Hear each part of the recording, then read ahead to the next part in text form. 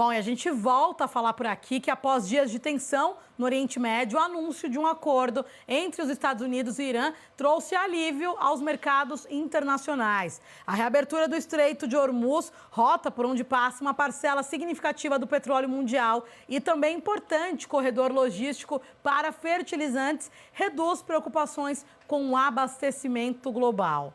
Mas será que o fim do conflito garante a normalização imediata do comércio de fertilizantes para o Brasil? Para a gente analisar os impactos para o agronegócio brasileiro, vamos conversar agora com Rebeca Lucena, ela que é internacionalista e diretora da BMJ Consultores Associados, já está por aqui com a gente. Rebeca, muito boa noite, bem-vinda aqui ao Agronotícias. Boa noite, Regina. Obrigada pela oportunidade, é um prazer estar aqui com você. Obrigada a você, Rebeca. Já quero começar falando, de fato, do acordo entre Estados Unidos e Irã. Na sua avaliação, esse acordo elimina o risco de interrupção no fornecimento de fertilizantes para o Brasil?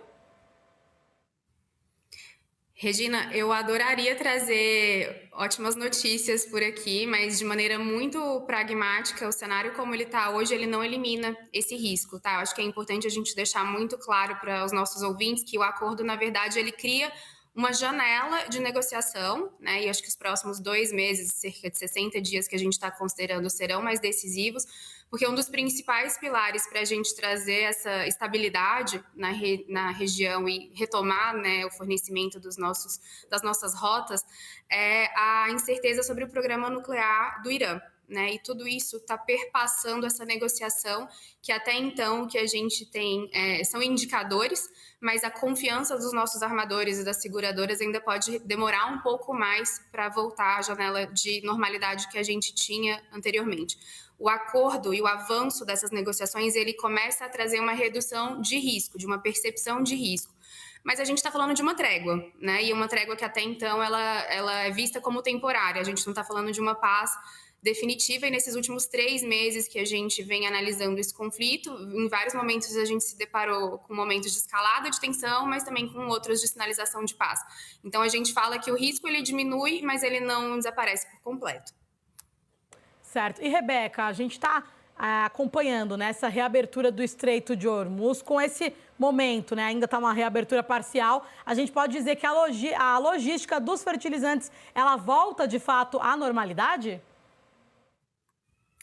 Não imediatamente, Regina, porque a gente ainda não tem a reabertura dada como certa e operando nesse exato momento, por exemplo. A gente sempre fala aqui na BMJ que a geopolítica ela pode mudar de um dia para o outro, mas a logística em si, ela pode levar semanas ou até meses para chegar num nível de normalidade do que tinham antes. Então, a gente tem que considerar rotas de navios que precisam ser retomados, preços de seguros que precisam ser recalculados, os contratos que já estavam em negociação, sinalização de estoques, tudo isso que precisa ser recomposto ainda demora um pouquinho mais de tempo e hoje, de novo, a gente ainda não tem a reabertura, uma sinalização de possível abertura, mas sem um prazo concreto para ela ser efetivada. Perfeito, Rebeca. E aí, olhando também para o mercado, né? Como que o mercado de fertilizantes já reage a essa sinalização de paz?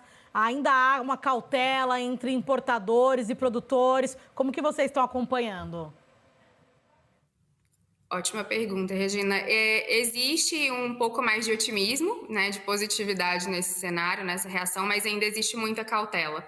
Né? O mercado ele acaba trabalhando com algumas precificações de riscos que são mais imediatos, mas calcular qual que seria esse valor comum para uma solução definitiva do conflito, ninguém consegue, né, ter essa bola de cristal. A gente sempre brinca que é um exercício de futurologia.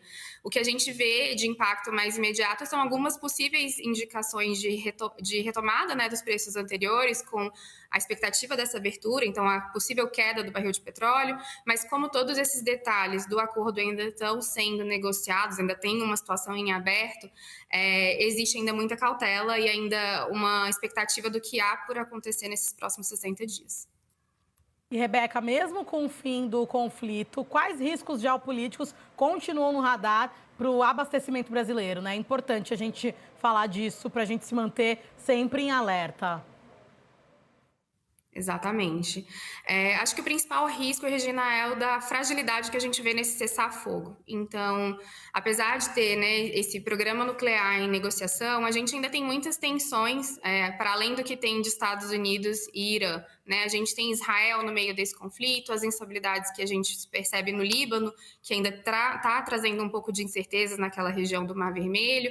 Então, qualquer possibilidade de novos bloqueios ou restrições acabam trazendo essa percepção de risco. Né? Então, apesar da sinalização de que vai acontecer essa reabertura, quando a gente fala de Oriente Médio, a geopolítica, por via de regra, é sempre um fator de instabilidade. Então, essa é uma consideração que a gente sempre coloca na conta. E aí, Rebeca, a gente sempre batendo nessa tecla, né, de que o Brasil depende fortemente dos fertilizantes importados, né, dessa dependência do Brasil. Esse episódio que a gente está vivendo ainda reforça a necessidade de ampliar a produção nacional, né? Como que a gente está conseguindo conversar mais em relação a isso? No que a gente está avançando de fato em relação a esse assunto, Rebeca?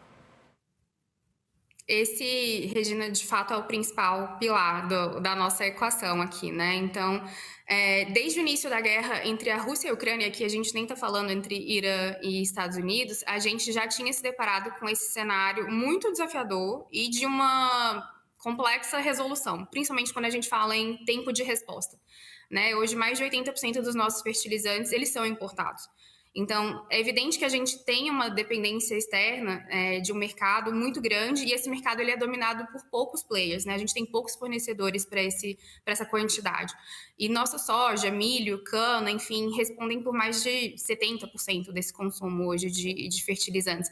Então, desde 2022, com esse cenário anterior já de um conflito, o Brasil ele vem buscando reforçar políticas internas para reduzir essa dependência externa. Mas é uma construção de médio e até de longo prazo, né? Então, até foi nessa janela que foi criado o Plano Nacional de Fertilizantes, e o objetivo nunca foi de trazer essa autossuficiência imediata para o Brasil, porque, de novo, não é uma solução rápida que a gente consegue, do dia para a noite, aumentar essa capacidade, mas de tentar reduzir vulnerabilidades. Então, buscando uma diversificação, como você falou, de fornecedores, mas também ampliando a produção aqui dentro do limite da viabilidade.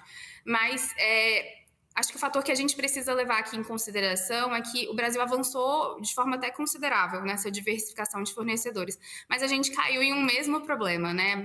Uma parte considerável desses nossos fornecedores estão justamente na região do Golfo. E é justamente, independente deles estarem ou não envolvidos no conflito, eles precisam usar as mesmas rotas. Então, a gente está falando de Catar, Omã, Arábia Saudita, Emirados. Então, apesar do esforço do Brasil em diversificar fornecedores, e a gente conseguiu isso também com o Canadá, Marrocos, Estados Unidos, enfim, todos esses outros, uma metade ainda ficou presa nessa zona de risco, né? Então, a gente ainda fala de países que não estão diretamente envolvidos nesse conflito, mas que precisam usar as mesmas rotas comerciais, os mesmos portos ou alguma logística similar que perpassa ali o Estreito de Hormuz e toda aquela região. Então, o PNF ele veio, né, com essa política, o Brasil sabe dessa sensibilidade, buscou essa alternativa, mas hoje a gente ainda acaba passando por esse tipo de turbulência, justamente porque os nossos fornecedores estão localizados em uma região instável, né, geopoliticamente falando.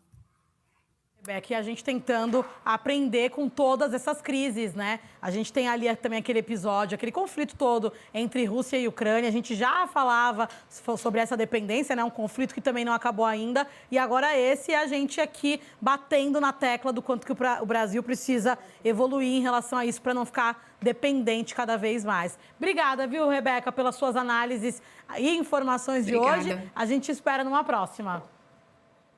Obrigada, Regina. Eu que agradeço a oportunidade. Até mais.